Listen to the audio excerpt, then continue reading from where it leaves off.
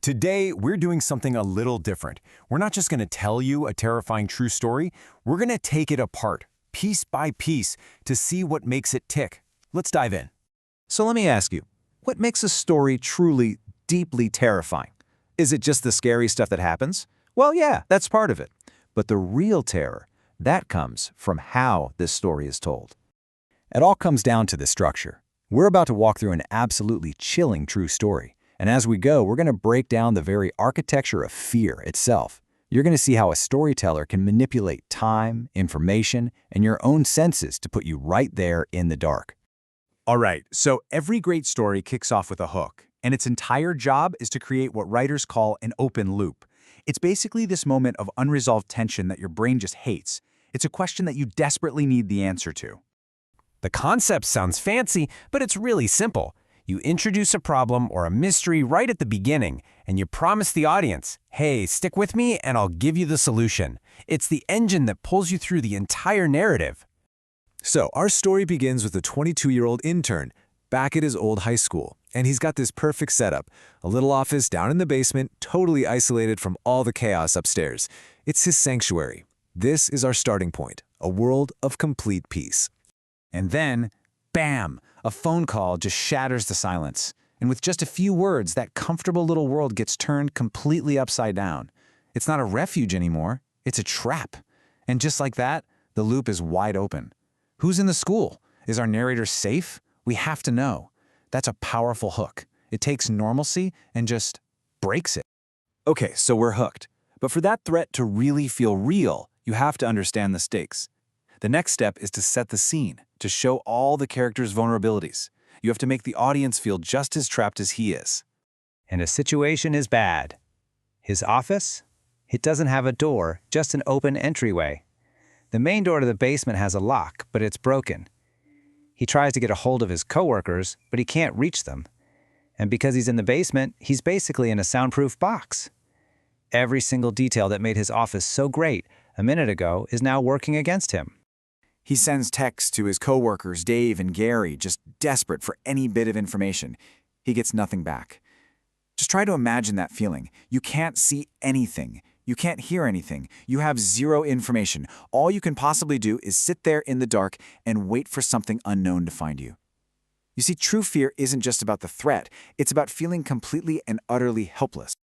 Now that the scene is set, it's time to build suspense. And I'm not talking about cheap jump scares. Real suspense is a slow burn.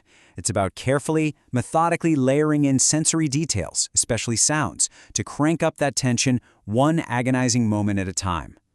For 20 minutes, there's nothing, just silence. Then, a sound cuts through the basement, the slow creak of the main door opening. For a second, you might feel hope. Is it his coworkers?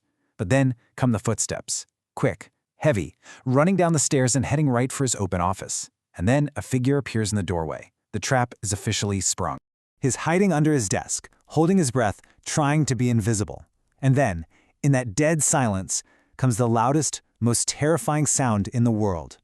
Ding. A single text message alert. A tiny electronic sound that acts like a flare, giving away his exact position. He hears the footsteps change direction and start moving slowly, deliberately, right toward the desk. There is nowhere to run. In his mind, it's over. That one tiny sound just sealed his fate. In total desperation, he scrambles out from under the desk, throws his hands up, and just gets ready to beg for his life. You see? You use those tiny sensory details to ratchet up the tension until it's just unbearable. And now, here we are, the climax, the peak of the whole narrative. This is the moment the entire story has been building towards, where all that tension gets released in a single, shocking revelation that changes absolutely everything.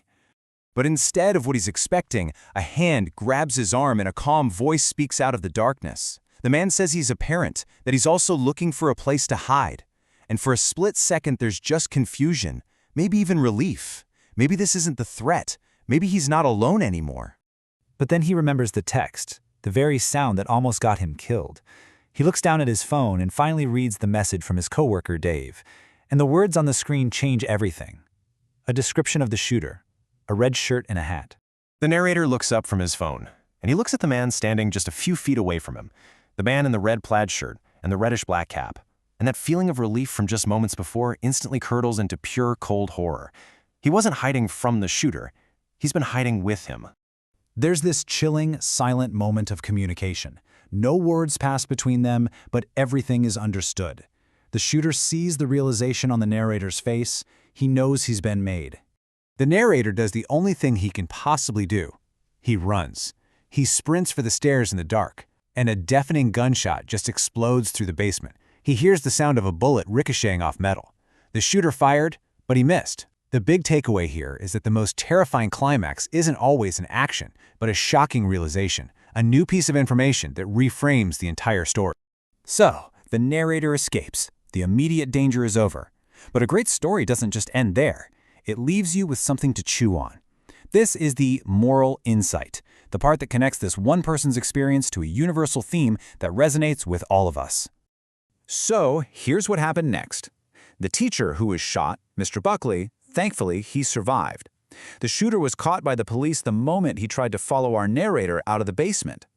But the reason for the whole attack? That was never made public. Life went on, but not everything went back to normal. The narrator says that his basement office, the place that was once his sanctuary, never felt safe again. A place of comfort was just forever tainted by fear. The story isn't just about the event. It's about the trauma that echoes afterward. It's about how a single moment can permanently change how you see the world. For the narrator, it was the sound of that gunshot that would forever echo in his mind. And that brings us to our final thought. For every single one of us, there's a sound, a sight, or a feeling that could instantly shatter our own sense of normalcy. It makes you wonder, what sound would echo for you?